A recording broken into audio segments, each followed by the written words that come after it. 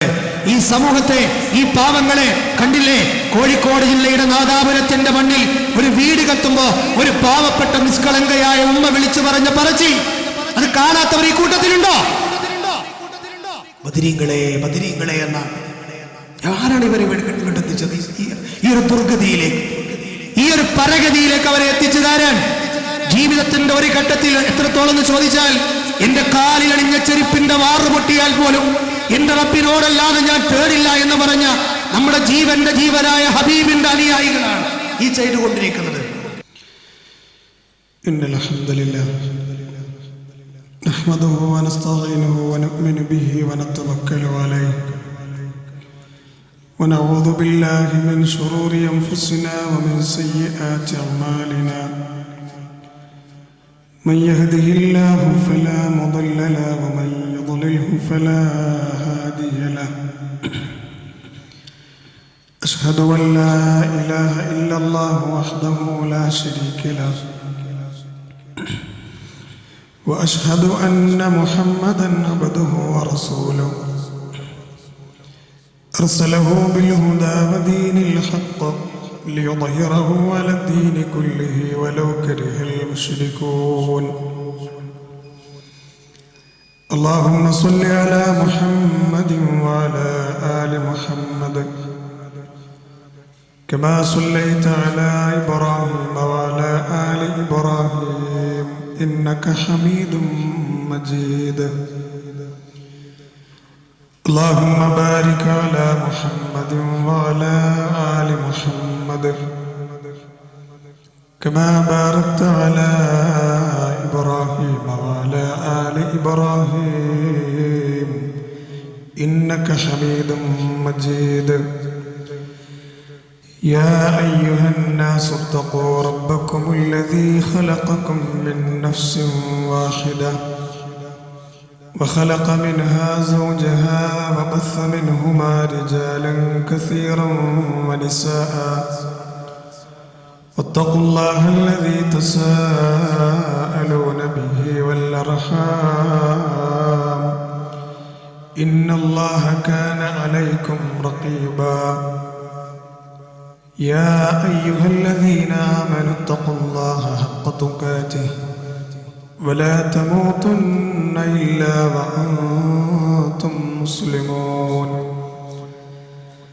أما بعد فإن خير الكلام كلام الله وخير السنن سنن محمد صلى الله عليه وسلم وشر الأمور محدثاتها وكل محدثة بدعة وكل بدعة ضلالة وكل ضلالة في النار أعوذ بالله من الشيطان الرجيم قل من يرزقكم من السماء والأرض أم من يملك السمع والأبصار ومن يخرج الحي من الميت ويخرج الحي من الميت ويخرج الميت من الحي ومن يدبر الأمر فسيقولون الله فقل أفلا تتقون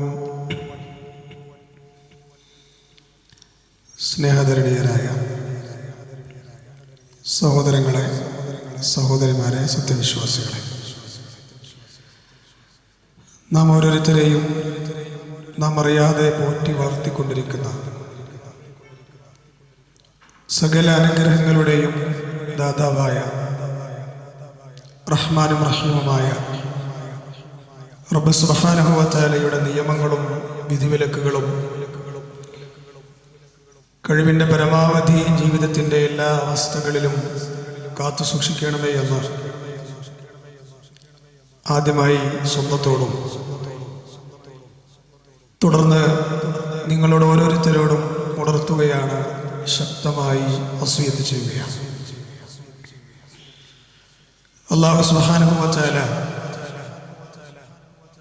അവൻ ഇഷ്ടപ്പെടുന്ന യഥാർത്ഥ അടിമകളിൽ നമ്മെ ചേർക്കുകയും അങ്ങനെ തന്നെ ഈ നൈമിഷികമായ ദുനിയാവിൽ നിന്ന് വിട പറഞ്ഞു പോകുന്ന സ്വർഗാവകാശികളിൽ അല്ലാഹു എന്നെയും നിങ്ങളെയും ഉൾപ്പെടുത്തി അനുഗ്രഹിക്കുമാറാവട്ടെ. നമ്മൾ ഓരോരുത്തരും മുസ്ലിമീങ്ങളാണ്. ജീവിതത്തിൽ മറ്റെന്തിനേക്കാളുമേറെ അടിസ്ഥാനപരമായി നമ്മൾ കാത്തു സൂക്ഷിക്കേണ്ടുന്ന വിലമതിക്കാനാകാത്ത അനുഗ്രഹമാണ് ഇസ്ലാമിലെ വിശ്വാസ മേഖലകൾ. വിശുദ്ധ ഖുർആനിലെ 114 അധ്യായങ്ങളിൽ 80 ചില്ലാനും സൂറത്തുകളും മക്കയിൽ അവതരിച്ചതാണ്.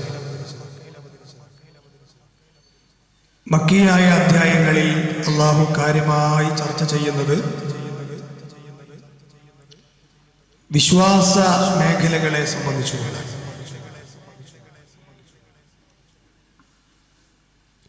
വിശ്വാസപരമായി നമ്മൾ കാത്തു സൂക്ഷിക്കേണ്ടുന്ന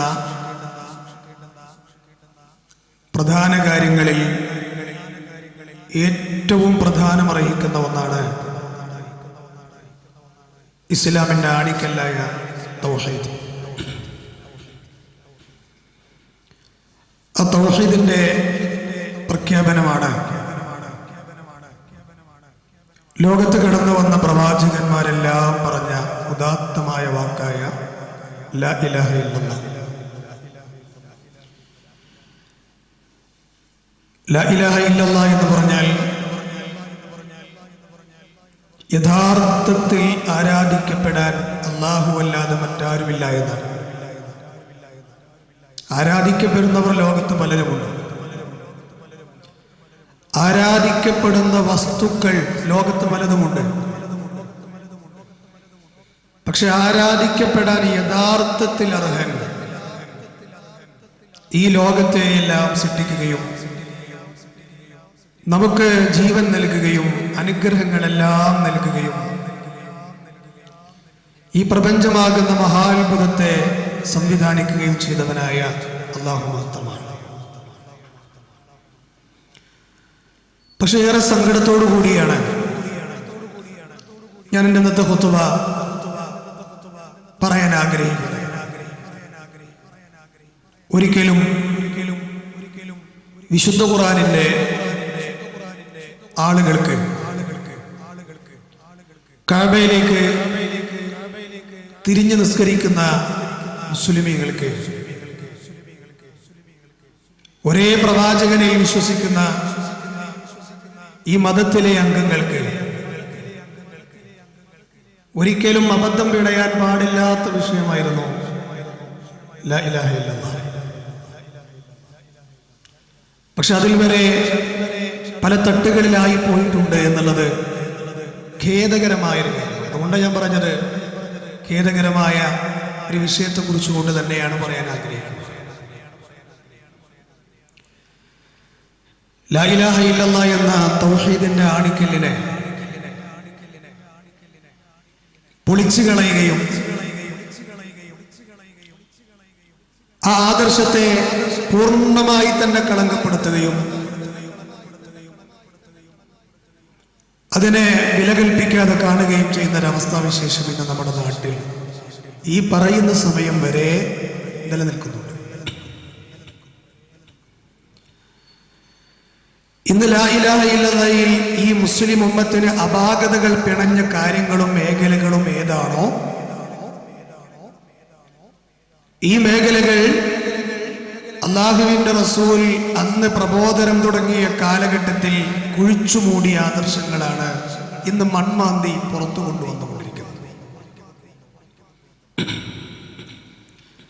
ആ ലാ ഇലാഹ ഇല്ലല്ലാഹയിൽ അബദ്ധം പിണഞ്ഞ ആളുകൾക്കെതിരെയായിരുന്നില്ലേ നമ്മുടെ കരളിന്റെ കഷ്ണമായ ജീവന്റെ ജീവനായ അഷ്റഫുൽ ഖൽഖ് മുഹമ്മദ് മുസ്തഫ സല്ലല്ലാഹു അലൈഹി വസല്ലം കൂടുതൽ പണിയെടുത്തത്? എന്തെല്ലാം നഷ്ടങ്ങൾ ഉണ്ടായിട്ടുണ്ട്, എണ്ണിയാ തീരോ? താൻ സ്വന്തം പിച്ചവെച്ച് നടന്ന മണ്ണ് വരെ വിട്ടുപോകേണ്ടുന്ന സങ്കടകരമായ ഒരവസ്ഥ നമ്മുടെ നേതാവിനുണ്ടായിട്ടുണ്ട്. ശാരീരികമായി ഉപദ്രവങ്ങൾ ഉണ്ടായിട്ടുണ്ട്. ശാരീരികമായ ഉപദ്രവങ്ങൾ വേണമെങ്കിൽ ആ മുറിവിന്റെ വേദന ഉണങ്ങിയാൽ തീരുമെന്ന് വിചാരിക്കാം. അതിലേറെ മാനസികമായ മുറിവുകൾ ഉണ്ടാക്കിയിട്ടുണ്ട് ശത്രുക്കൾ. എന്തിനായിരുന്നു ഇതൊക്കെ അനുഭവിച്ചത് എന്ന് ചോദിച്ചാൽ, വ്യക്തിപരമായ എന്തെങ്കിലും ലാഭങ്ങൾ ആ മഹാമനുഷ്യൻ ഇത് പറഞ്ഞതിന്റെ പേരിൽ ഉണ്ടായിട്ടുണ്ടോ? ഞാൻ ഇന്നലെ ഒരു മഹാബുദ്ധിജീവി എന്നറിയപ്പെടുന്ന നിരീശ്വരവാദത്തിലേക്ക് എത്തിപ്പെട്ട മുസ്ലിം ആയിരുന്ന ഒരു സഹോദരന്റെ സംസാരം കേൾക്കാനിടയായി. ഞാൻ സങ്കടപ്പെട്ടു പോയി. ഒരു സംവാദത്തിൽ അദ്ദേഹം പറഞ്ഞത് ഇങ്ങനെയാണ്: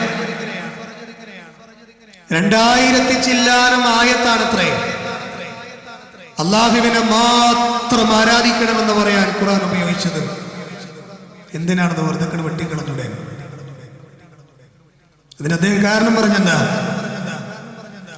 ഖബറിൽ മൺമറഞ്ഞു പോയ മഹാന്മാരെ വിളിച്ചാൽ ആ വിളിക്കുന്നവരെന്ത് നഷ്ടം? സമൂഹത്തിനെന്ത് നഷ്ടം? റബ്ബിനെന്ത് നഷ്ടം? ചെയ്തോട്ടെ.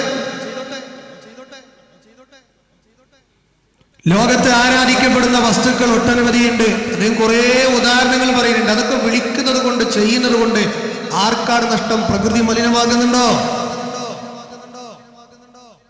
യഥാർത്ഥത്തിലുള്ള ആരാധ്യനായ റബ്ബിന് വല്ലതും ഉണ്ടോ? ഇതൊന്നുമില്ലെങ്കിൽ പിന്നെ എന്തിനാണ് ആ വചനങ്ങൾ ഉപയോഗിച്ചതെന്നാണ് അദ്ദേഹം ചോദിക്കുന്നത്. ഞാൻ അത്തരം ആളുകളോട്, തെറ്റിദ്ധരിച്ച ആളുകളോട് ഒരു ഉദാഹരണത്തിൽ പറഞ്ഞു തരാം. നാലാട് മുമ്പിൽ നിന്ന് കൈപിടിച്ച് നിക്കാഹ് ചെയ്തു കൊണ്ടുവന്ന ഭാര്യയെ അവൾക്കൊരു അന്യപുരുഷനുമായി ബന്ധമുണ്ട് എന്നറിഞ്ഞാൽ ഒരു ഭർത്താവ് എന്നുള്ള നിലക്ക് നമുക്ക് സഹിക്കുമോ? ഭർത്താവിന് അത്തരത്തിലൊരു ബന്ധമുണ്ടെന്നറിഞ്ഞാൽ ഒരു ഭാര്യ എന്ന നിലക്ക് ഭാര്യയ്ക്ക് സഹിക്കുമോ? UAE നടന്നൊരു സംഭവം കേട്ടിട്ടില്ലേ? ഒരു ഓഫീസ് ജോലിക്കാരൻ ഫ്ലാറ്റിൽ നിന്ന് രാവിലെ സമയത്തിന് ഇറങ്ങി ഓഫീസിലേക്ക് പോയി. അദ്ദേഹത്തിന് എന്തോ ഒരു പ്രധാനപ്പെട്ട ഫയൽ മറന്നപ്പോൾ തിരിച്ചു വന്നു. ഒരിക്കലും ഭാര്യ പ്രതീക്ഷിച്ചില്ല ഭർത്താവ് ഈ സമയത്ത് തിരിച്ചു വരും. വാതിൽ തുറക്കാൻ വൈകിയപ്പോ കണ്ട കാഴ്ച ഒരു അനാവശ്യമായ ഒരു കാഴ്ചയാണ്. ഒരു അന്യപുരുഷനുമായി തന്റെ ഭാര്യ ബെഡ് പങ്കിടുന്നതാ കണ്ടത്. ദേഷ്യം വന്ന അയാള് അടുക്കളയിൽ ഉണ്ടായിരുന്ന വെട്ടുകത്തിയെടുത്ത് വെട്ടി. പക്ഷെ ആ പെണ്ണ് തടുത്തത് 2 വയസ്സായ കുട്ടിനെ കൊണ്ടാണ്. ആ കുട്ടി മരിച്ചു. അയാളെ കൊണ്ടത് ചെയ്യാൻ പ്രേരിതനാക്കിയത് എന്തായിരുന്നു? തനിക്ക് മാത്രം അവകാശപ്പെട്ട, തന്നിലേക്ക് മാത്രം സമർപ്പിക്കേണ്ടുന്ന ആ ശരീരത്തിന്റെ ചൂരും തനിക്ക് മാത്രം നൽകേണ്ടുന്ന ആ സ്നേഹം ഒരന്യപുരുഷന് കൊടുത്തപ്പോ നമുക്ക് തന്നെ സഹിക്കൂല. അല്ലാഹ് 2000 ചില്ലാനം ആയത്ത് ഇസ്ലാമിലെ സുന്ദരമായ വിപ്ലവം സൃഷ്ടിച്ച മഹാവേദഗ്രന്ഥത്തിൽ തൗഹീദിന് വേണ്ടി മാറ്റിവെച്ചിട്ടുണ്ട് എങ്കിൽ അത് അള്ളാഹു അവന് വേണ്ടി മാത്രം വേണമെന്ന് അവൻ വാശി പിടിച്ചത് കൊണ്ട് തന്നെയാണ്. അള്ളാഹു അവന്റെ തീരുമാനമാണ്. അന്നം നൽകിയ, വായു നൽകിയ, സകല അനുഗ്രഹങ്ങളും നൽകിയ റബ്ബ് പറഞ്ഞില്ലേ, നിങ്ങൾ എനിക്ക് ഭക്ഷണം തരണ്ട. പുറത്തു ജിന്ന് വായിക്കേ, നിങ്ങൾ എനിക്ക് ഒന്നും തരണ്ട. ഞാൻ നിങ്ങളോട് ആവശ്യപ്പെടുന്നത് നിങ്ങൾ എന്നെ മാത്രം ആരാധിക്കണം. ഈ അനുഗ്രഹങ്ങളെല്ലാം തന്ന റബ്ബ് അത് മാത്രമേ ആവശ്യപ്പെട്ടുള്ളൂ. പിന്നെ അതെന്തിനാണെന്ന് ചോദിച്ചാൽ ആ ചോദ്യത്തിന് പ്രസക്തിയില്ലടോ. അത് അള്ളാഹു അവന്റെ മാത്രം കിട്ടണമെന്ന്, ലഭിക്കണമെന്ന് പറഞ്ഞൊരു കാര്യമാണ്. അത് പഠിപ്പിക്കാനും സമൂഹത്തിന് സമുദ്ധരിക്കാനും വേണ്ടിയായിരുന്നു പ്രകാശത്തിന്റെ വിളക്കുമാടങ്ങളായ പ്രവാചകന്മാരെ ലോകത്തിന്റെ പല കോണുകളിലേക്കല്ല പറഞ്ഞയച്ചത്. ചില പ്രവാചകന്മാരെ ഈർച്ചവാൾ കൊണ്ട് മുറിച്ച് 2 കഷ്ണങ്ങളാക്കിയിട്ടുണ്ട് ഇത് പറഞ്ഞതിന്റെ പേരിൽ. ചില പ്രവാചകന്മാരെ കത്തിച്ച് കളഞ്ഞിട്ടുണ്ട്. ചില പ്രവാചകന്മാരെ കല്ലെറിഞ്ഞ് കൊന്നിട്ടുണ്ട്. ചില മഹാന്മാരായ പ്രവാചകന്മാരെ വലിയ വലിയ പീഡനങ്ങൾക്ക് ഇരയാക്കിയിട്ടുണ്ട്. ചിലതൊക്കെ നമുക്ക് അറിയുന്നതല്ലേ കൂട്ടരെ. അത്രത്തോളം പ്രാധാന്യം അറിയിക്കുന്നത് കൊണ്ട് തന്നെയാണ് പ്രവാചകന്മാരെ മുഴുവൻ ലോകത്തേക്ക് അല്ലാഹു പറഞ്ഞയച്ചത്. പറഞ്ഞതെന്താ? അഫ്ളലു മാ ഖുൽതു അന വന്നബിയൂന മിൻ ഖബ്ലി ലാ ഇലാഹ ഇല്ലല്ലാഹ്. ഞാനും എനിക്ക് മുമ്പ് കഴിഞ്ഞുപോയ പ്രവാചകന്മാരും പറഞ്ഞു വച്ചതിൽ ഏറ്റവും ഉദാത്തമായ ശ്രേഷ്ഠമായ വചനമാണ് ലാ ഇലാഹ ഇല്ലല്ലാഹ് എന്നുള്ളത്. അതിനുവേണ്ടിയായിരുന്നു അവസാനത്തെ പ്രവാചകനായ നമ്മുടെ നേതാവ് വരെ അതേ അഹോരാത്രം പരിശ്രമിച്ചത് എന്ന് നമ്മൾ മനസ്സിലാക്കേണ്ടതുണ്ട്. എന്തുകൊണ്ടാണ് ഈ ഒരു മഹാദുരന്തം ഈ ഉമ്മത്തിനിടയിലേക്ക് വന്നത്? ഞാൻ നേരത്തെ പറഞ്ഞ് നിങ്ങൾ ഓർക്കുന്നുണ്ടാവും, ഒരേ കിബിലയിലേക്ക് തിരിഞ്ഞ് നിസ്കരിക്കുന്ന, ഒരേ പ്രവാചകനെ നബിയായി അംഗീകരിക്കുന്ന, ഒരേ വിശുദ്ധ ഖുർആൻ ഒരേപോലെ പാരായണം ചെയ്യുന്ന ഈ ഉമ്മത്തിനിടയിൽ എങ്ങനെയാണ് തൗഹീദ് എന്ന് പറയുന്ന ആണിക്കല്ലിൽ വ്യതിചലനങ്ങൾ വന്നത്? പഠിക്കണ്ടേ? അത് ഉമർ തന്നെ പറഞ്ഞു പോയിട്ടുണ്ട്. അത് ഉമർ റളിയല്ലാഹു അൻഹു പറഞ്ഞു പോയി, യൂഷിഖു അൻ തുഖ്ലാ ഉറൽ ഇസ്ലാം ഉർവതൻ ഉർവ ഇദാ നശഅ ഫിൽ ഇസ്ലാം മൻ ലാ യഅരിഫുൽ ജാഹിലിയ്യ. എത്ര കൃത്യമാണ് കാര്യം. ഇസ്ലാമിൽ കഴിഞ്ഞുപോയ ജാഹിലിയത്ത് എന്താണെന്ന് അറിയാത്തവൻ ഇസ്ലാമിൽ വളർന്നു വന്നാൽ ഇസ്ലാമിന്റെ ഓരോ പിഴികളും ഇസ്ലാമിന്റെ ഓരോ പിരികളും അഴിഞ്ഞു പോകുമെന്നാണ് മഹാനായ ഉമർ ബിൻ ഖത്താബ് റളിയല്ലാഹു അൻഹു. സഹോദരങ്ങളെ, ജാഹിലിയത്ത് എന്താണെന്ന് അറിയണം. എന്തിന്? ഇരുട്ടെന്താണെന്നറിയുന്നവനെ വെളിച്ചത്തിന്റെ വിലയറിയൂ.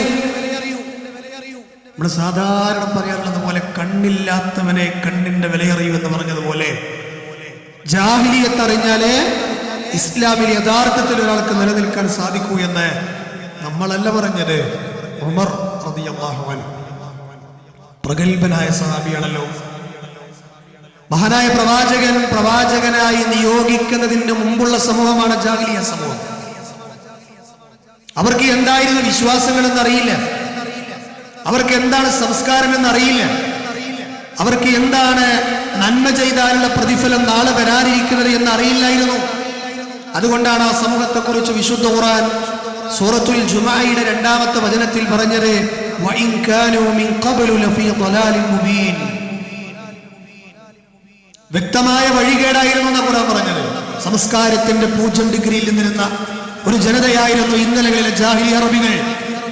മദ്യം സിരകളിലൂടെ ഓടാത്തവർ അവരുടെ കൂട്ടത്തിലുണ്ടായിരുന്നില്ല. ഒരു പെണ്ണിന്റെ ചൂടറിയാത്ത ദിവസം ഒരു ആണിന്റെ ശരീരത്തിലും ഉണ്ടായിരുന്നില്ല. ബുദ്ധിയില്ലാത്ത ഒട്ടകം അയൽവാസിയുടെ പറമ്പിൽ കയറി ഒരു കറുകപ്പുല്ല് കടിച്ചാൽ, ഒരു തൊട്ടിപ്പാത്രത്തിൽ നിന്ന് വെള്ളം കുടിച്ചാൽ 60 ചില്ലാൻ കൊല്ലം യുദ്ധം ചെയ്തിരുന്ന സംസ്കാരത്തിന്റെ 0 ഡിഗ്രിയിൽ നിന്നിരുന്ന ഒരു ജാഹിലി അറബികളുടെ ചരിത്രം ഇസ്ലാമിന്റെ ഇന്നലകളിൽ വായിക്കാനുണ്ട്. ആ സമൂഹത്തെയായിരുന്നു ഉക്കാലയിലും മജന്നായിലും ദുൽമജാസിലും 4 ആൾ കൂടുന്ന സ്ഥലങ്ങളിൽ ഹബീബായ പ്രവാചകൻ ഒറ്റയായി സമൂഹത്തിന്റെ മുമ്പിൽ എണീറ്റ് നിന്ന് പറഞ്ഞത്, നിങ്ങൾ അല്ലാഹുവിലേക്ക് തിരിച്ചു വരണം. ഞങ്ങളോട് ആദ്യം മദ്യപിക്കരുത് എന്നാണ് റസൂലുള്ളാഹി പറഞ്ഞിരുന്നതെങ്കിൽ, വ്യഭിചരിക്കരുത് എന്നായിരുന്നു ഞങ്ങളോട് പറഞ്ഞിരുന്നതെങ്കിൽ, ഈ തിന്മയൊക്കെ ഞങ്ങളിൽ ഉണ്ടായിരിക്കെ തന്നെ ആദ്യം ഇമ്പോർട്ടന്റ് കൊടുത്തിരുന്നത് അതിനായിരുന്നെങ്കിൽ ഞങ്ങൾ ആരും നന്നാകില്ലായിരുന്നു. ഞങ്ങൾ നന്നായത് അല്ലാഹുവിനെ കുറിച്ച് ഞങ്ങൾക്ക് പഠിപ്പിച്ചു തന്നപ്പോഴാണെന്ന് മഹാനായ റസൂലുള്ളാഹി സ്വല്ലല്ലാഹു അലൈഹി വസല്ലമയുടെ ജനത സഹാബികൾ പറയാൻ. അതുകൊണ്ട് ഈ ഉമ്മത്തിന്റെ ഒരു പരിപൂർണമായ സമുദ്ധരണത്തിന് നമ്മളും ഒരുങ്ങുന്നുണ്ടോ? നമ്മൾ ആദ്യം ഇമ്പോർട്ടന്റ് കൊടുക്കേണ്ടത് എന്തിനായിരിക്കണം? ലാ ഇലാഹ ഇല്ലല്ലാഹ്. അവിടെയാണ് പ്രിയപ്പെട്ടവരെ ഹുദൈഫ റളിയല്ലാഹു അൻഹു എന്നൊരു സഹാബി ഉണ്ട്. ആ മഹാനായ സഹാബി അദ്ദേഹം നമ്മളോടൊക്കെ പങ്കുവെച്ചു തന്ന സുന്ദരമായ ഒരു സന്ദേശം എന്താണെന്നറിയോ? കാന നാസു യസ്അലൂന അനിൻ നബി സല്ലല്ലാഹു അലൈഹി വസല്ലം അനിൽ ഖൈർ. പ്രവാചകനോട് എല്ലാവരും ചോദിച്ചിരുന്ന നന്മയെ സംബന്ധിച്ചുകൊണ്ടാണ്. എന്താണ് നന്മ? ഇന്ന നന്മ, ആ നന്മ, ഈ നന്മ, എങ്ങനെ? ഇതായിരുന്നു എല്ലാവരും ചോദിച്ചിരുന്നത്. ഹുദൈഫ പറയുകയാണ്, വകുന്തു അസ്അലു അനിശ്ശർ. എന്നാൽ ഞാൻ ചോദിച്ചിരുന്ന റസൂലുള്ളാഹിയുടെ തിന്മകളെ സംബന്ധിച്ചുകൊണ്ടാണ്. ഞാൻ നബിയോട് ചോദിച്ചത് ശിർക്കിനെ പറ്റിയാണ്. ഞാൻ പ്രവാചകനോട് ചോദിച്ചത് വ്യഭിചാരത്തെ പറ്റിയാണ്. ഞാൻ പ്രവാചകനോട് ചോദിച്ചത് അതുപോലെയുള്ള മറ്റു തിന്മകളെ കുറിച്ചാണ്. എന്തിനായിരുന്നു അത് ചോദിച്ചത്? അത് ചെയ്യാനാണോ? അല്ല, നേരെ മറിച്ച് മഖാഫത അയ്യുജ്രികനി, ആ പാപങ്ങളൊന്നും എന്നിലേക്ക് വരാതിരിക്കാൻ, ആ പാപങ്ങളെ കുറിച്ചറിയാൻ, അതിലേക്ക് ചെല്ലാതിരിക്കാനായിരുന്നു ഞാൻ തിന്മകളെ പഠിച്ചത് എന്ന് ഹുദൈഫ റളിയല്ലാഹു അൻഹു പറഞ്ഞതായി സഹോദരങ്ങളെ നമുക്ക് കാണുവാൻ സാധിക്കും. ഞാൻ പറഞ്ഞു വന്നത്, ഇസ്ലാമിന്റെ അടിസ്ഥാനം ലാ ഇലാഹ ഇല്ലല്ലാഹയാണ്. എന്താണ് ഇത് അർത്ഥമാക്കുന്നത് എന്ന് നമ്മൾ പഠിക്കണം. യഥാർത്ഥത്തിലുള്ള ആരാധനക്കർഹൻ അല്ലാഹ് മാത്രം എന്നുള്ളതാണെന്ന് ഞാൻ നേരത്തെ പറഞ്ഞു. ഇതൊക്കെ പ്രഖ്യാപിക്കുന്ന മുസ്ലിമീങ്ങളിൽ പെട്ട പലരും ഇന്ന് ആരാധനയുടെ ഒരു വലിയ ഭാഗം അള്ളാഹുവിന്റെ കേവലം സൃഷ്ടികളിലേക്ക് നൽകിക്കൊണ്ടിരിക്കുകയാണ്. മഹാനായ പ്രവാചകന്റെ കാലത്തുമുള്ള ആളുകൾ അതാ ചെയ്തത്. കല്ലുകൊണ്ടുണ്ടാക്കിയ ഇബ്രാഹിം നബിയുടെ രൂപത്തെ ആരാധിച്ചു, കല്ലുകൊണ്ടുണ്ടാക്കിയ ഇസ്മായിൽ നബിയുടെ രൂപത്തെ ആരാധിച്ചു. ആ നാട്ടിലുണ്ടായിരുന്ന ആളുകൾക്ക് ഏറെ സേവനങ്ങൾ ചെയ്ത ലാത്തയുടെ രൂപത്തെ ഉണ്ടാക്കി ആരാധിച്ചു. ഇതൊക്കെ ചെയ്തപ്പോഴല്ലേ പ്രവാചകന്റെ മുന്നിൽ വന്നുകൊണ്ട് മക്ക ഖുറൈശികൾ പറഞ്ഞത് എന്ത്? അജഅലൽ ആലിഹത ഇലാഹം വാഹിദാ ഇന്ന ഹാദാ ലശൈഉൻ ഉജാബ്. അജഅലൽ ആലിഹത ഇലാഹം വാഹിദാ. ഈ മുഹമ്മദ് എന്തൊരു അത്ഭുതകരമായ കാര്യമാണ് ഈ ചെയ്യുന്നത്, എന്തൊരു ആശ്ചര്യകരമായ കാര്യമാണ് ഈ ചെയ്യുന്നത്. അവന് എല്ലാ ഇലാഹുകളെയും കൂട്ടി ഒന്നാക്കി കളഞ്ഞല്ലോ. ലാത്തയെയും മുസ്സയെയും മനാത്തയെയും ഇബ്രാഹിം നബിയെയും ഇസ്മായിൽ നബിയെയും ഹൂലുല്ലാലയെയും അള്ളാഹുവിനെയും എല്ലാം കൂട്ടി ഒരേ ഇലാഹാക്കിയല്ലോ. ഈ വചനമാണ് കൂട്ടരെ മരിച്ചു മൺമറഞ്ഞു പോയ മഹാത്മാക്കളോട് തേടരുതേ എന്ന് പറഞ്ഞ് വിശുദ്ധ ഖുർആനിന്റെ വചനം ഓതി നമ്മൾ പറയുമ്പോൾ നമ്മളോട് ചോദിക്കലേ, അവർ ഇലാഹുകളെ സ്വീകരിച്ചത് കൊണ്ടാണ് മുശ്രിക്കായത്, ഞങ്ങൾ ഇലാഹുകളെ സ്വീകരിച്ചിട്ടില്ല. എന്നിട്ട് അവർ തെളിവ് ധരിക്കുന്ന ആയത്തേതാണ് ഈ ആയത്താണ്. വിശുദ്ധ ഖുർആനിലെ സുന്ദരമായ ഈ വചനമാണ്. സൂറത്തു സ്വാദിലെ വചനമാണ്, 5-ാമത്തെ വചനമാണ്. അജഅലൽ ആലിഹത ഇലാഹൻ വാഹിദ ഇന്ന ഹാദാ ലശൈഉൻ ഉജാബ്. അജഅലൽ ആലിഹ ഇലാഹൻ വാഹിദ. ഇലാഹെന്നല്ലേ പറഞ്ഞത്? അത് നമുക്ക് വാദകല്ലല്ലോ. ആരെയും പറയണേ? അല്ലാത്തവരോട് വിളിച്ചു തേടുന്ന ആളുകൾ തെറ്റിദ്ധരിപ്പിക്കുകയാണ് അവിടെ. എന്താണ് സത്യത്തിൽ ആ ഇലാഹ് കൊണ്ട് ഉദ്ദേശം? അള്ളാഹുവിനെ പോലത്തെ ഇലാഹാക്കിയിട്ടുണ്ടോ ഇബ്രാഹിം നബിയെ? അള്ളാഹുവിനെ പോലത്തെ ഇലാഹാക്കിയിട്ടുണ്ടോ ലാത്തയെ? അള്ളാഹുവിനെ പോലത്തെ ഇലാഹാക്കിയിട്ടുണ്ടോ മറ്റുള്ള ആരാധ്യന്മാരെ? മക്കയിലെ മുശ്രിക്കുകൾ ഇല്ല. ഞാൻ പറഞ്ഞതല്ല, നമ്മൾ പറഞ്ഞതല്ല. മഹാരഥന്മാരായ മുഫസ്സിറുകൾ, വിശിഷ്യ ഇമാം റാസിയെ പോലെയുള്ള പണ്ഡിതന്മാർ 34-ാം അധ്യായത്തിന്റെ 24-ാമത്തെ വചനം ഉദ്ധരിച്ച് അദ്ദേഹം പറയാണ്, യഅലം മോനെ, നീ അറിഞ്ഞോ? എന്താ അറിയേണ്ടത്? ഇന്നഹു ലൈസ ഫിൽ ആലമി അഹദുൻ യുസ്ബിതുല്ലാഹ ശരീകൻ യുസാവിഹി ഫിൽ വുജൂദി വൽ ഖുദ്റതി വൽ ഇൽമി വൽ ഹിക്മതി വഹാദാ മിമ്മാ ലം യൂജദു ഇലൽ അർദ്. എന്താ ഈ പറഞ്ഞത്? നിങ്ങൾ അറിയണം, യുക്തിയിലും വിജ്ഞാനത്തിലും കഴിവിലും ആസ്തിക്യത്തിലും അല്ലാഹുവിനെ പോലത്തെ ഇലാഹാണ് മറ്റൊരു ആരാധ്യൻ എന്ന് പറഞ്ഞ ലോകത്ത് ഒരാളും കഴിഞ്ഞു പോയിട്ടില്ല എന്ന് ഇമാം ഫഖ്റുദ്ദീൻ റാസി പറയുകയാണ്. ഖുർആനിന്റെ ആയത്തിനെ വിശദീകരിച്ച് അങ്ങനത്തെ ഇലാഹിനെ സ്ഥാപിച്ച ഒരാൾ ലോകത്തില്ല. പിന്നെ മക്കാ മുശ്രിക്കുകൾ എല്ലാ ഇലാഹുകളും എന്ന് അവരെ ഇലാഹുകളെ കുറിച്ച് പറയാൻ കാരണം എന്താ കാരണം? പഠിച്ചിട്ടുണ്ടോ? അവരുടെ ഇബാദത്തിന്റെ ഒരു അംശം അവർ മറ്റുള്ളവർക്ക് കൊടുത്തതുകൊണ്ട് ആ അർത്ഥത്തിൽ അവർ അതിനെ ഇലാഹാക്കി എന്ന് ഖുർആൻ പറഞ്ഞു. അവരും അത് പ്രയോഗിച്ചു. അല്ലാതെ അല്ലാഹുവിനെ പോലത്തെ ഇലാഹാണെന്നല്ല. ഞാൻ ചോദിക്കട്ടെ, ഇരിക്കണ ബുദ്ധിയുള്ളവരോട്, ഇസ്ലാമിലെ ഇബാദത്തുകൾ എണ്ണം പറഞ്ഞ് നമ്മൾ ആദ്യം എണ്ണിയതാണ് ഒന്ന് നിസ്കാരമാണ്. ആർക്കാ നമ്മൾ ചെയ്യല്? അള്ളാഹുവിന് വേണ്ടിയാണ്. നോമ്പ് അള്ളാഹുവിന് വേണ്ടിയാണ്. ഇസ്ലാമിലെ ഇബാദത്തുകളിൽ ഏറ്റവും പ്രധാനപ്പെട്ട ഇബാദത്താണ് പ്രാർത്ഥന. അള്ളാഹുവിന്റെ റസൂൽ പറഞ്ഞത് ആയത്തോടെയാണ് പറഞ്ഞത്. ഏതായത്ത്? വഖാല റബ്ബുകും ഉദൂനി അസ്തജിബ് ലക്കും ഇന്നല്ലദീന യസ്തക്ബിറൂന അൻ ഇബാദതി സയദ്ഖുലൂന ജഹന്നമ ദാഖിരീൻ. നിങ്ങൾ എന്നോട് പ്രാർത്ഥിക്കും, ഞാൻ ഉത്തരം തരാം. എന്നോട് പ്രാർത്ഥിക്കുന്ന ആ പ്രാർത്ഥനയിൽ നിന്നല്ല, ആ പ്രാർത്ഥനയിൽ നിന്നല്ല പറഞ്ഞത്. വഖാല റബ്ബുകും ഉദൂനി അസ്തജിബ് ലക്കും ഇന്നല്ലദീന യസ്തക്ബിറൂന അൻ ഇബാദതി. ആ പ്രാർത്ഥനയാകുന്ന ആരാധനയിൽ, ഇബാദതി ആരാധനയിൽ ഒരു കാര്യം മനസ്സിലായി, പ്രാർത്ഥന ആരാധനയാണ്. നമ്മളൊക്കെ നടത്തുന്ന പ്രാർത്ഥനകളിൽ പെട്ട ഒന്നേതാ? റബ്ബന ആതിന ഫിദ്ദുന്യ ഹസന. അറിയാത്ത ആരെയും കൂട്ടത്തിൽ ഉണ്ടാവില്ല. അതുപോലെ തന്നെ അല്ലാഹുവേ അല്ലാഹുമ്മ ഇന്നി അസ്അലുക്കൽ ജന്ന, അതുപോലെ തന്നെ ഇഹ്ദിനസ് സിറാത്തൽ മുസ്തഖീം. കേരളത്തിന്റെ ഈ കാസർഗോഡ് ജില്ലയുടെ ബൗണ്ടറികളുള്ള മംഗലാപുരത്തിന്റെ മണ്ണിൽ ഈ വാദവുമായി ശിർക്കൻ വാദവുമായി വന്ന പണ്ഡിതന്മാരോട് തൗഹീദിന്റെ ആളുകൾ ചോദിച്ചൊരു ചോദ്യമായിരുന്നു, ദിനേന എന്നോണം നമ്മൾ റബ്ബിനോട് തേടുന്ന ഇഹ്ദിനസ് സിറാത്തൽ മുസ്തഖീം എന്നുള്ള ദുആ മഹാന്മാരോട് ചോദിക്കാമോ എന്ന് ചോദിച്ചപ്പോൾ ഒരു ലജ്ജയുമില്ലാതെ പണ്ഡിത വേഷധാരികൾ പറഞ്ഞത് പാടില്ല എന്നല്ല, കുഴപ്പമില്ല, തേടാം. ഇനി ശിർക്ക് തേടി എവിടെ പോകണം? ഇനി അതിനെ ഏത് താരീഫ് വെച്ച് നമ്മൾ അതിനെ യോജിപ്പിച്ചാലും നമ്മൾ എന്ത് പറയണം? സമൂഹത്തിലെ ആളുകൾ പറയാറുണ്ട് അത് അള്ളയാണെന്നുള്ള വിശ്വാസത്തിലല്ല, അള്ള കൊടുത്ത കഴിവിലാണ്. ചോദിക്കട്ടെ, ഞാൻ മക്കയിലെ പക്കയായ അബൂജഹലിനെ പോലെയുള്ള ആളുകൾ സ്വയം കഴിവുണ്ട് എന്ന് വിശ്വസിച്ച ഒരു ചോദ്യം വിശുദ്ധ ഖുർആനിലെ സുന്നത്തിലും ഫുട്ടയും കാണാൻ പറ്റൂല. ഓല് ചോദിച്ചതും അള്ള കൊടുത്ത കഴിവെന്നാണ്. വെറുതെ പറയാൻ പറ്റുമോ? ഇല്ല. തെളിവുണ്ടോ? ഉണ്ട്. എവിടെ? സ്വഹീഹ് മുസ്ലിമിൽ. എവിടെ?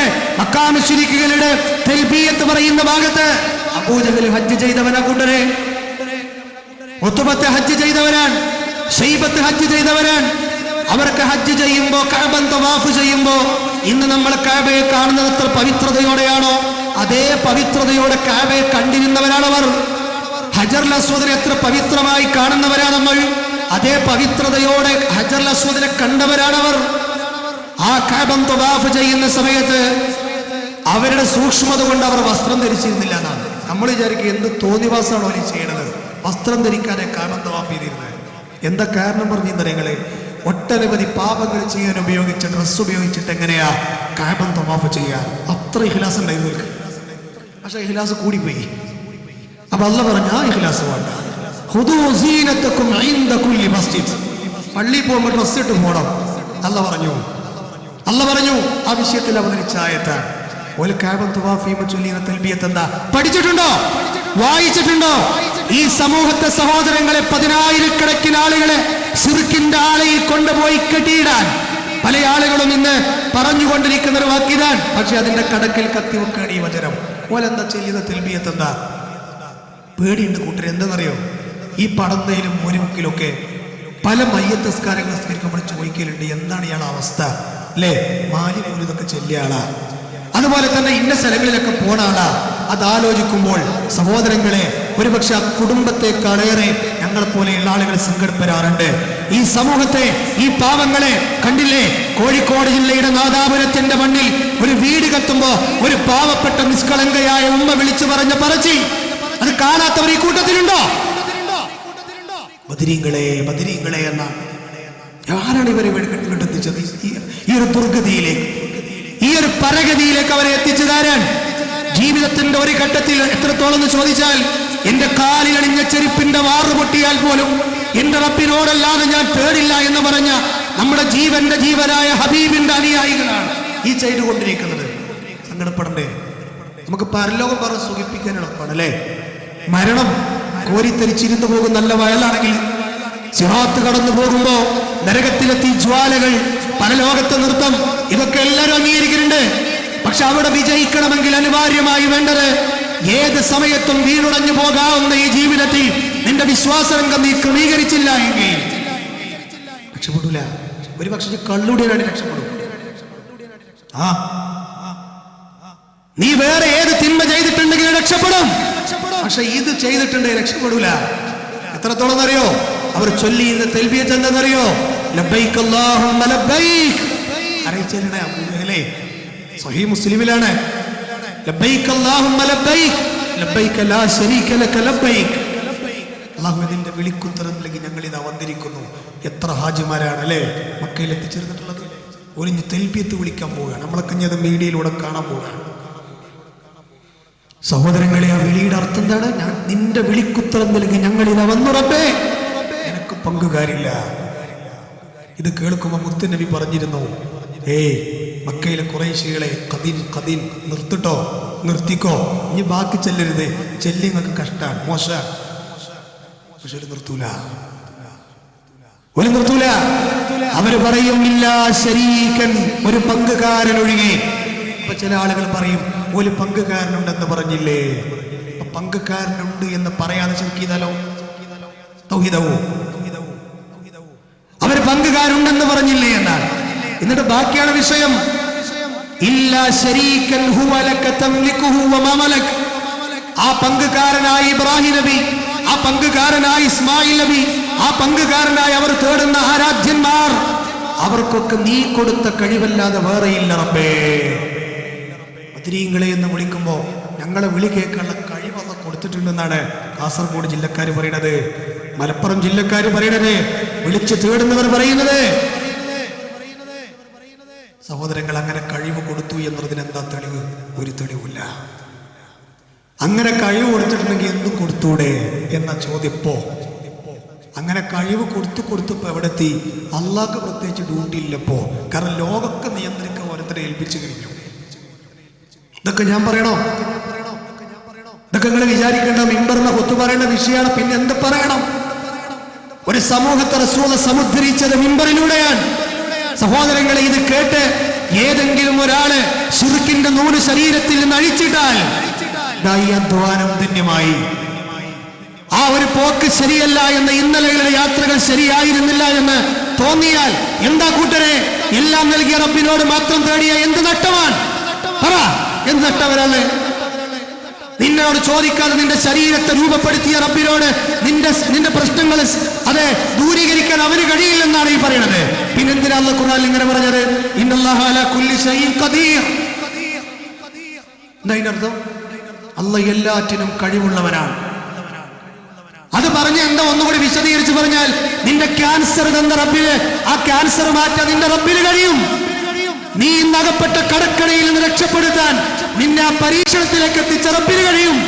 അതൊക്കെ തന്നെയല്ല ഇതിന്റെ ആശയം. ഇന്നല്ലാഹു അലാ കുല്ലി ഷൈഇൻ ഖദീർ. സഹോദരങ്ങളെ, 18ഓളം കൊല്ലമാണ് ശരീരത്തിന്റെ കണ്ണിന്റെ ഉള്ളിലൊഴികെ ശരീരത്തിന്റെ സകല ചർമ്മഭാഗങ്ങളിലും വലിയ വലിയ മുറിവുകൾ വന്ന് ഒരു ഡ്രസ്സ് ധരിക്കാൻ കഴിയാതെ, അതുപോലെ തന്നെ ഒരു ഭാഗത്തിരിക്കാൻ കഴിയാതെ, ഒരു കൈ കൊണ്ട് എന്തെങ്കിലും ഒന്ന് പിടിക്കാൻ കഴിയാതെ, കൈയിന്റെ വെല്ലകൾക്കുള്ളിലും ചെവിയുടെ ഉള്ളിലും ശരീരത്തിന്റെ സകല ഭാഗങ്ങളിലും മുറിവ് ബാധിച്ച മഹാനായ അയ്യൂബ് നബി അലൈഹിസ്സലാം അള്ളാഹുവിനോടല്ലാതെ ഒരു വിളി വിശുദ്ധ ഖുർആൻ പഠിപ്പിച്ചോ? ഈ ഖുർആനെ വിട്ടിട്ട് നമുക്ക് എങ്ങോട്ടാ പോകണ്ടേ? മനുഷ്യർ രചിച്ച മാലകളിലേക്കോ, മനുഷ്യർ രചിച്ച മാല മൗലീദിന്റെ കിതാബുകളിലേക്കോ?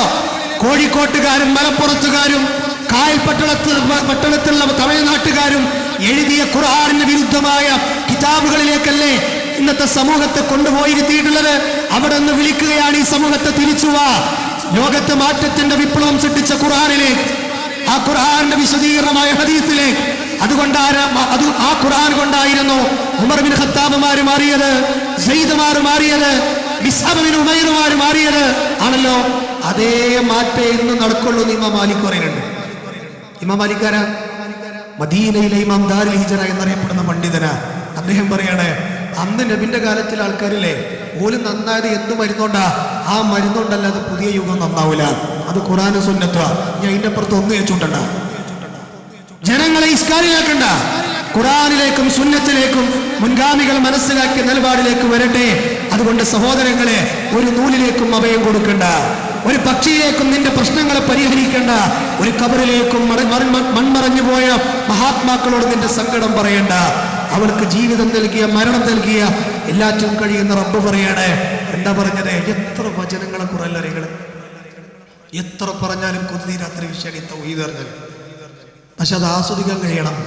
ഖുർആൻ പറഞ്ഞില്ലേ, വഇദാ സഅലക ഇബാദി അന്നി ഫഇന്നി ഖരീബ് ഉജീബു ദഅവത ദാഇ ഇദാ ദഅാൻ ഫലസ്തജീബൂ ലി വൽയുമിനൂ ബി ലഅല്ലഹും യർശുദൂൻ. അതിന്റെ അർത്ഥം എന്താ അറിയുക? നബിയെ, എൻ്റെ അടിമകളെങ്ങാനും എന്നെ കുറിച്ച് നിങ്ങളോട് ചോദിച്ച പറഞ്ഞു കൊടുക്കണം കേട്ടോ നബിയെ.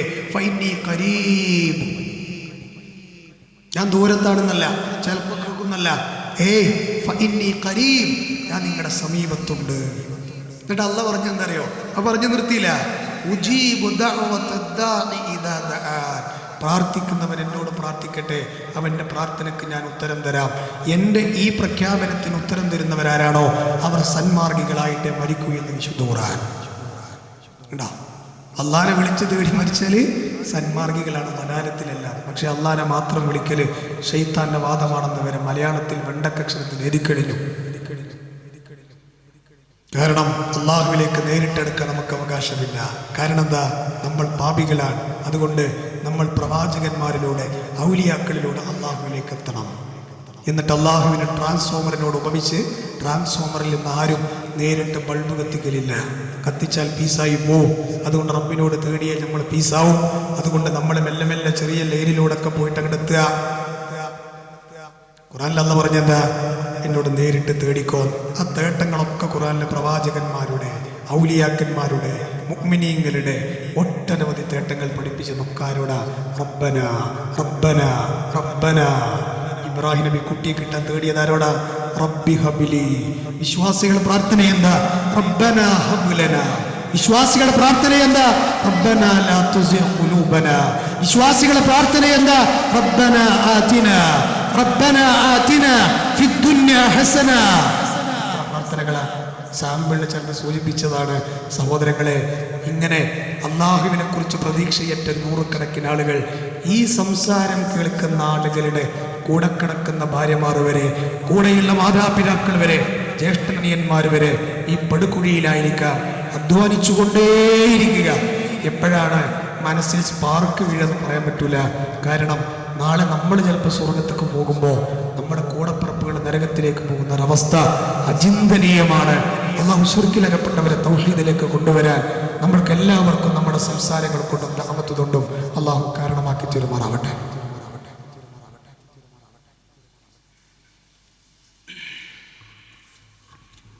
അൽഹംദുലില്ലാഹ് ഹംദൻ കസീറൻ ത്വയ്യിബൻ മുബാറകൻ ഫീഹ്. അല്ലാഹുമ്മ സ്വല്ലി അലാ മുഹമ്മദിൻ വഅലാ ആലി മുഹമ്മദ്.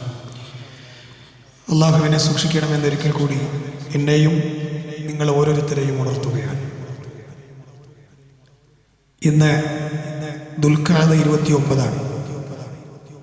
അള്ളാഹു പവിത്രമാക്കിയ 6 മാസങ്ങളിൽപ്പെട്ടൊരു മാസമാണ് ദുൽഖഅദ.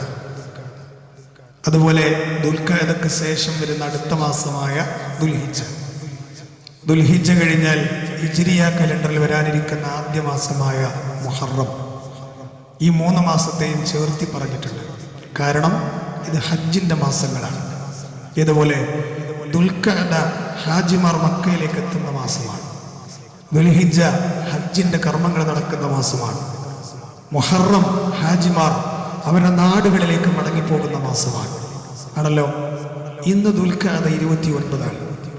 അതുകൊണ്ട് ഇന്ന് ചന്ദ്രപ്രവി കണ്ടാൽ നാളെ ദുൽഹിജ്ജ 1. കണ്ടില്ല എങ്കിൽ നാളെ ദുൽഖഅദ 30. ഒക്കെ നമുക്കറിയുന്ന കാര്യങ്ങളാണ്. അപ്പം ആരെങ്കിലും ഉളുഹിയ്യത്തിനോ മറ്റോ ഒക്കെ തീരുമാനിച്ചതിലേക്ക് പണം നൽകിയവരുണ്ട് എങ്കിൽ ദുൽഹിജ്ജയുടെ മാസപ്പിറവി കണ്ടാൽ പിന്നീട് ദുൽഹിജ്ജയുടെ പ്രത്യേക സമയം വരെ നഖമോ മുടിയോ നീക്കം ചെയ്യാൻ പാടുള്ളതല്ല. ഇത് നമുക്കറിയാം. പക്ഷെ ദുൽഹിജ്ജയുടെ ഒരു പ്രത്യേകത എന്താണെന്ന് ചോദിച്ചാൽ, അള്ളാഹുവിൻ്റെ റസൂൽ പറഞ്ഞത് ദുൽഹിജ്ജയുടെ ആദ്യത്തെ 10 ദിവസങ്ങൾ ഏറെ പ്രാധാന്യമുള്ള ദിവസങ്ങളാണ് എന്നുള്ളതാണ്.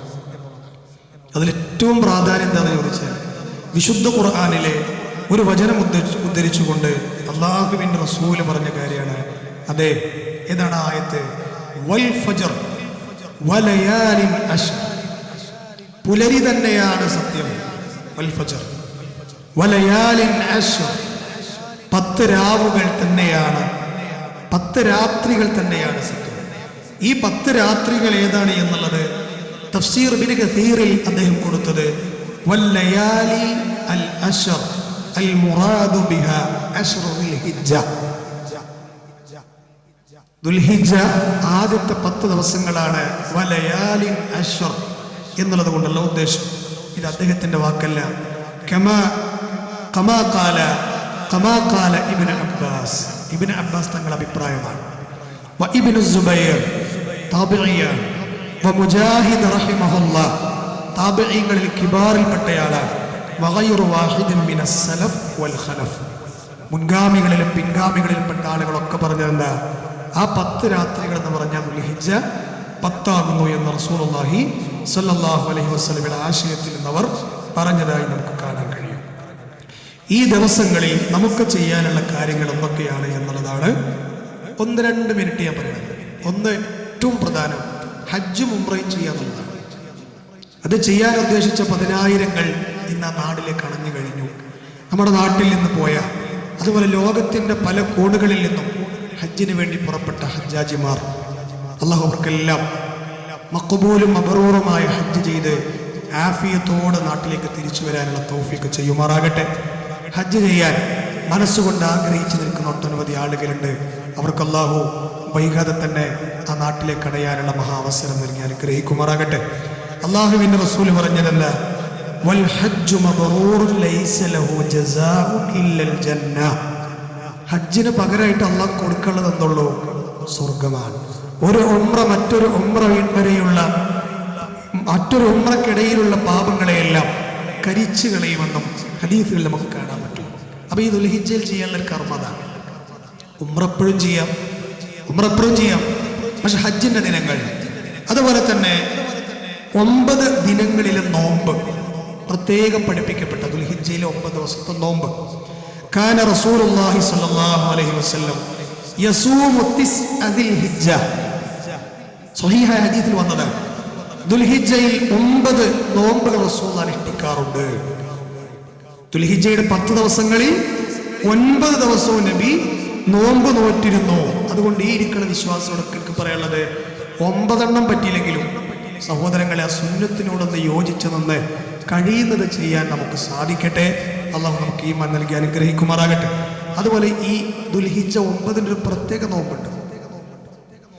ആ ദുൽഹിജ്ജ 9 നോമ്പിനെ കുറിച്ച് അല്ലാഹുവിൻ്റെ റസൂൽ പറഞ്ഞത്, അറഫ ദിനമായി കഴിഞ്ഞാൽ അല്ലേ, ആ നോമ്പിനെ കുറിച്ച് റസൂൽ പറഞ്ഞ എന്താണ്? അറഫ നോമ്പ് എന്നാണ്. സൗമ അറഫ നമുക്കറിയാം, എന്നാലും ഞാൻ സാന്ദർഭികമായി സൂചിപ്പിച്ചതാണ്. അല്ലാഹുവിൻ്റെ റസൂൽ പറഞ്ഞു, വസുഇല അൻ സൗമി യൗമി അറഫ. ദുൽഹിജ്ജ 9 നോൽക്കുന്ന അറഫ നോമ്പിനെ കുറിച്ച് റസൂലുള്ളാഹിയോട് ചോദിക്കപ്പെട്ടു. അപ്പൊ അല്ലാഹുവിൻ്റെ റസൂൽ അതിനെ കുറിച്ച് പറഞ്ഞു, ഫഖാൽ യുകഫിറു സന അൽ മാദിയ വൽ ബാഖിയ. കഴിഞ്ഞതും വരാനിരിക്കുന്നതുമായ വർഷങ്ങളിലുള്ള പാപങ്ങളെല്ലാം പോകും. അപ്പൊ അടുത്ത ദുൽഹിജ്ജ വരെയുള്ള പാപങ്ങളൊക്കെ അല്ലാഹു എന്ത് ചെയ്യും? ഒരു വിശ്വാസിയിൽ വന്നു പോയത് പുറത്തു കൊടുക്കുന്ന നോമ്പാണ് കൂട്ടരെ. ഒരു വളരെ ചെറിയ 5-8 മണിക്കൂർ കുറച്ച് നേരം ഇങ്ങനെ വിശപ്പ് സഹിച്ച് ഈമാൻ ശരിയാക്കി ഇഖ്ലാസ് ശരിയാക്കി നോമ്പ് നോറ്റാല് കിട്ടണത് എന്ന് പറയുമ്പോൾ നമ്മൾ ശ്രമിച്ച് നടക്കാത്തൊന്നുമില്ലല്ലോ. അതുകൊണ്ട് ഇൻഷാ അല്ലാഹ് അതിൻ്റെ മുമ്പുള്ള ദിനങ്ങളിലെ നോമ്പും കഴിവിൻ്റെ പരമാവധി ഇപ്പൊക്കെ നോമ്പൊക്കാൻ പറ്റിയ സമയം തന്നെയാണ്. ഇപ്പൊ വലിയ ചൂടും പ്രയാസമൊന്നുമില്ല. ഇതിനേക്കാൾ കഠിനമായ ചൂടിലല്ലേ നമ്മളൊക്കെ റമദാനിൽ നോമ്പ് നോറ്റത് അല്ലേ? ഇപ്പം അൽഹംദുലില്ലാഹ് എന്താ അന്തരീക്ഷമൊക്കെ ഒന്ന് തണുത്ത് കൂടുതലൊന്നും പ്രശ്നമില്ലാത്ത സമയമാണ്. നോമ്പൊക്കെ നോൽക്കാൻ പറ്റിയ അനുകൂലമായ സാഹചര്യമാണ്. അതുപോലെ തന്നെ ഈ 10 ദിവസങ്ങളിൽ ഇനി നമുക്ക് ചെയ്യാനുള്ള ദിക്റുകൾ ധാരാളം അധികരിപ്പിക്കുക. നമുക്ക് എന്തൊക്കെ ദിക്ർ അറിയാം?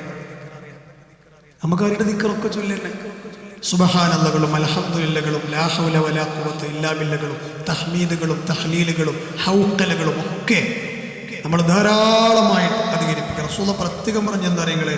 മാമിൻ അയ്യാമിൻ അഅ്ളമു ഇൻദല്ലാഹ് വലാ അഹബ്ബു ഇലൈഹി മിനൽ അമലി ഫീഹിന്ന മിൻ ഹാദിഹിൽ അയ്യാമിൽ അശർ. ഈ ദുൽഹിജ്ജയുടെ 10 ദിവസത്തോളം അല്ലാഹുവിന്റെ അടുക്കൽ മഹത്തമായ ഒന്നുമില്ല എന്നാണ്. അങ്ങനെയാണ് ഹദീസ് പറയുന്നത്. അതുകൊണ്ട് റസൂൽ പറഞ്ഞു, ഫഅക്തിറു ഫീഹിന്ന, ആ ദിവസങ്ങളായാൽ നിങ്ങൾ അധികരിപ്പിക്കുക. എന്ത്? അത്തഹ്ലീൽ. തഹ്ലീൽ എന്ന് പറഞ്ഞാൽ എന്താ? ലാ ഇലാഹ ഇല്ലല്ലാഹ് അല്ലേ? അതുപോലെ തന്നെ വത്തക്ബീർ, അല്ലാഹു അക്ബർ, വത്തഹ്മീദ്, അൽഹംദുലില്ലാഹ്. ഇതൊക്കെ ധാരാളം അധികരിപ്പിക്കേണ്ട ദിവസമാണ് ഇൻഷാല്ലാഹ് ദുൽഹിജ്ജ 1 മുതൽ നമ്മൾ അറിഞ്ഞിരിക്കേണ്ട ഒരു കാര്യം കൂടിയാണ്. മാത്രമല്ല അള്ളാഹുവിൻ്റെ അടുക്കൽ അള്ളാഹ്ക്ക് ഏറ്റവും ഇഷ്ടപ്പെട്ട കുറച്ച് ദിക്റുകളുണ്ട്. ദിക്റുകളെ കൂട്ടത്തിൽ തന്നെ പവൻമാറ്റ് എല്ലാം ഒന്നിനൊന്നും വെച്ച, പക്ഷെ ആ കൂട്ടത്തിൽ വീണ്ടും തിളക്കമുള്ള കുറച്ച് ദിക്റുണ്ട്. അത് പറ്റാവുന്നവർ ധാരാളം അധികം, പ്രത്യേകം ചിലവൊന്നുമില്ല. പക്ഷെ ഷൈത്താൻ നമ്മളെ സമ്മതിക്കൂല എന്നുള്ളത് വലിയൊരു കാര്യമാണ്. നമ്മൾ നന്മ മറപ്പിച്ചു കളയും. ഇനി ഓർമ്മ വന്നാലും നമ്മൾക്ക് മടിയും അലസതയും തരും, നാവ് പൊന്തിക്കൂല. പക്ഷെ അതിനൊക്കെ ഓവർടേക്ക് ചെയ്ത് കവച്ചു വെച്ച് നമുക്കിത് ചൊല്ലാൻ കഴിയണം. ഏതാണ് ആ വാക്ക്? അഹബ്ബുൽ കലാമി ഇലല്ലാഹ് അർബഉൻ. അള്ളാഹുവിൻ്റെ അടുക്കൽ ഏറ്റവും പ്രാധാന്യമുള്ള വാക്കുകൾ 4 എണ്ണമാണ്. ഒന്ന് സുബ്ഹാനല്ലാഹ്, ഏറ്റവും കൂടുതൽ ഇഷ്ടമുള്ള വാക്ക് സുബ്ഹാനല്ലാഹ്. അതുപോലെ തന്നെ അൽഹംദുലില്ലാഹ്, വലാ ഇലാഹ ഇല്ലല്ലാഹ്, അല്ലാഹു അക്ബർ. അത് ഹദീസിൽ ഒരുമിച്ച് വന്നതാണ്. അതുകൊണ്ട് ഇതെല്ലാം നിർവഹിച്ച് അള്ളാഹുവിലേക്ക് കൂടുതൽ അടുക്കാൻ നമുക്ക് കഴിയണം. അതുപോലെ ഉളഹിയത്ത് അത് അറുക്കാൻ ഉദ്ദേശിച്ച ആളുകളുണ്ട് എങ്കിൽ സഹോദരങ്ങളെ ആ വിഷയത്തിൽ ശക്തമായി മുന്നിട്ടിറങ്ങുക. അതുപോലെ തന്നെ ചെറുതും വലുതുമായ എല്ലാ സൽക്കർമ്മങ്ങളും ധാരാളം അധികരിപ്പിക്കേണ്ട മാസമാണ്. ഹജ്ജും നോമ്പും നിസ്കാരവും ഇസ്ലാമിൽ പഠിപ്പിക്കപ്പെട്ട എല്ലാ ഇബാദത്തും ഒരുമിച്ച് വരുന്ന ദിവസങ്ങളാണ് അത്രേ ഈ ദുൽഹിജ്ജയുടെ 10 ദിവസങ്ങൾ എന്നാണ് ഇബ്നു ഹജർ അസ്ഖലാനി റഹിമഹുല്ല പറഞ്ഞിട്ടുള്ളത്. അത്ഭുതകരമായ ദിവസങ്ങളാണ്. അടുത്ത വർഷം ചിലപ്പോൾ നമ്മൾ ഉണ്ടാവുമെന്നൊന്നും പറയാൻ പറ്റൂല. എത്രയോ മരണങ്ങൾ നമ്മുടെ കണ്ണ് തുറപ്പിക്കേണ്ടതുണ്ട്. അതുകൊണ്ട് ഉള്ള സമയം ഉപയോഗപ്പെടുത്തുക. അള്ളാഹു നമ്മെ എല്ലാം അനുഗ്രഹിക്കുമാറാകട്ടെ. അള്ളാഹുവിലേക്ക് കൂടുതൽ അടുക്കുന്ന യഥാർത്ഥ മുഅ്മിനീങ്ങളിൽ അള്ളാഹു നമ്മെ ചേർക്കുമാറാകട്ടെ. നമ്മളിൽ നിന്ന് വിട പറഞ്ഞു പോയ നമ്മുടെ കൂട്ടത്തിൽ സഹോദരി സഹോദരങ്ങളുണ്ട്, അതുപോലെ മാതാപിതാക്കളുണ്ട്, ബന്ധുമിത്രാദികളുണ്ട്. അതിലുപരി നമ്മുടെ ആദർശ സുഹൃത്തുക്കൾ, പണ്ഡിതന്മാർ, ഉസ്താദന്മാർ, പല ആളുകളും ഇന്ന് ആറടി മണ്ണിൽ അമർന്നു കഴിഞ്ഞവരാണ്. അള്ളാഹു അവരുടെ എല്ലാം ഖബറിടം സ്വർഗ്ഗതുല്യമാക്കി കൊടുക്കുമാറാകട്ടെ. നാളെ നമ്മയും അവരെയും അള്ളാഹുവിൻ്റെ ജന്നാത്തുൽ നഈമിൽ ഒരുമിച്ച് ചേർത്ത് അനുഗ്രഹിക്കുമാറാകട്ടെ. താങ്ങാൻ കഴിയാത്ത വലിയ വലിയ രോഗങ്ങളിൽ നിന്നും സാമ്പത്തികപരമായ പരീക്ഷണങ്ങളിൽ നിന്നും മറ്റു പരീക്ഷണങ്ങളിൽ നിന്നും അള്ളാഹു നമ്മെ കാത്തുരക്ഷിക്കുമാറാകട്ടെ. നമ്മുടെ ഇന്ത്യ മഹാരാജ്യത്തെ എല്ലാ വർഗീയ ഫാസിസ്റ്റ് ശക്തിയുടെ കരങ്ങളിൽ നിന്നും അള്ളാഹു കാത്തുരക്ഷിച്ച് സമാധാന അന്തരീക്ഷത്തിലേക്ക് അള്ളാഹു ഈ നാടിനെ കൊണ്ടുവരുമാറാകട്ടെ. ഏത് സമയത്ത് അള്ളാഹുവിൻ്റെ വിളിക്കുത്തരം നൽകി തിരിഞ്ഞു പോകേണ്ടി വന്നാലും സ്വർഗത്തിലും മഖാദം കണ്ട് ഇരിപ്പിടവും കണ്ട് ലാ ഇലാഹ ഇല്ലല്ലാഹ് എന്ന് ഉച്ചരിച്ച് നമ്മളൊക്കെ ഏറെ പ്രതീക്ഷിക്കുന്ന സ്വർഗത്തിലേക്ക് കടന്നു പോകാൻ അള്ളാഹു സുബ്ഹാനഹു വ തആല സാധുക്കളായ പാപികളായ എനിക്കും നിങ്ങൾക്കും തൗഫീഖ് നൽകി അനുഗ്രഹിക്കുമാറാകട്ടെ. നമ്മുടെ ഇണകളിൽ നിന്നും മക്കളിൽ നിന്നും അള്ളാഹു നമുക്ക് കൺകുളിർമ പ്രദാനം ചെയ്യുമാറാകട്ടെ. اللهم اغفر للمؤمنين والمؤمنات والمسلمين والمسلمات الأحياء منهم والأموات إنك مجيب الدعوات يا قاضي الحاجات. اللهم أعز الإسلام والمسلمين وأذل الشرك والمشركين. اللهم أجرنا من النار. اللهم أجرنا من النار. اللهم أجرنا من النار. ربنا تقبل منا إنك أنت السميع العليم وتب علينا إنك أنت التواب الرحيم. ربنا آتنا في الدنيا حسنة وفي الآخرة حسنة وقنا عذاب النار. آمين آمين برحمتك يا أرحم الراحمين.